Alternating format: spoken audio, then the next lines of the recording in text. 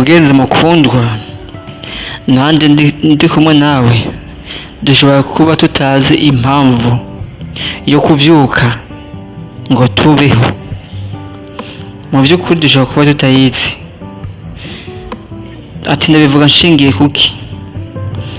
Dushobora kubyuka buri umwe wese abaye occupé cyangwa akaba busy n'ibintu bitagira akamaro. Umuntu akabyuka ari kuri telefone araba ibintu bitaja ntibize. Umuntu akabyuka yiyumvira ibintu bitamufitiye akamaro, mu bintu muri make atari bubashe guhindura mu buzima bwiwe. Maze tugakanguka amasaha yagiye, twiyumvira icyo twakoze tukakibura cyangwa icyo tugiye gukora tukakibura.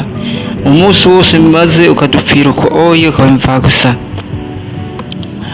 Ariko uyu munsi nk'uko mugiye kuzokwama mubikurikirana kuri chaîne yanyu, kuri channel yanyu Lucido Division Official, cyangwa umuntu agashaka kwandika Lovo, byose birashoboka, birumvikana.